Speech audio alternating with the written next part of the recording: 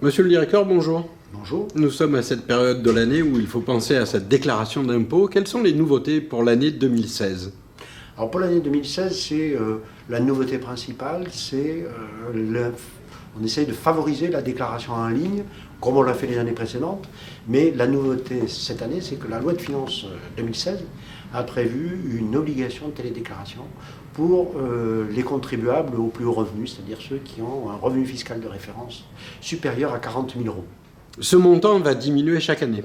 Oui, donc il est de 40 000 euros pour 2016, il sera de 28 000 euros en 2017 et de 15 000 euros en 2018.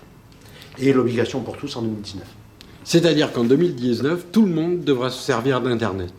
Absolument, sauf si il y a des circonstances très particulières, à savoir que la résidence principale de la personne n'est pas desservie par Internet ou alors qu'elle a une incapacité à faire ce type de démarche. Est-ce que ça ne pose pas des problèmes pour les personnes les plus âgées ?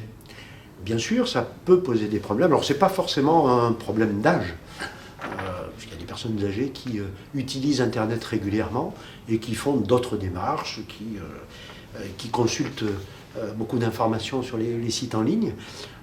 Mais quelle que soit la personne, si elle a une difficulté, elle peut évidemment faire une déclaration papier en indiquant qu'elle est incapable d'aller sur Internet. Mais le ministre du Budget et le ministre des Finances nous ont annoncé qu'il y aurait une pénalité.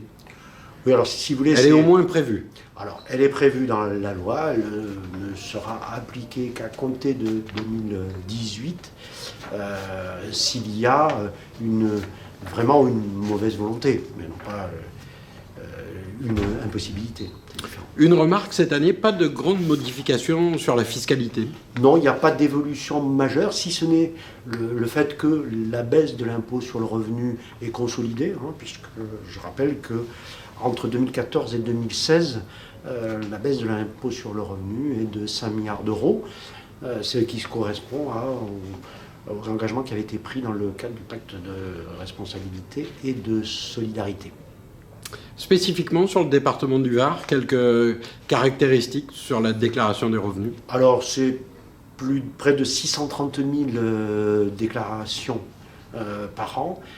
En 2015, 40% des usagers du Var ont déclaré en ligne, comme au niveau national, et en montant, ça représente un peu moins, en 2015, d'1 milliard d'euros.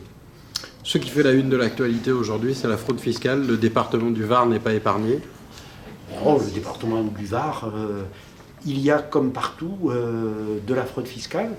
Nos services sont organisés au niveau départemental, mais aussi au niveau régional et national, pour lutter contre cette fraude. Et notre action est renforcée sans cesse, soit au plan législatif, mais aussi au plan opérationnel. Et je rappelle à ce titre qu'on a été mis en place au niveau national le service de traitement des déclarations rectificatives pour toutes les personnes qui auraient omis de déclarer des comptes à l'étranger, en Suisse ou au Panama ou ailleurs. Voilà. N'est-il pas aussi le moment de rappeler que la fraude pénalise tout le monde ? Ça me paraissait une évidence, mais il est très très bien de le rappeler, puisque évidemment cette fraude pénalise le budget de l'État et donc oblige les autres contribuables, au travers de leur contribution, à cotiser pour ces fraudeurs-là. C'est la raison pour laquelle nos services traquent la fraude sans discontinuer. Bien, monsieur le directeur, je vous remercie. Merci à vous.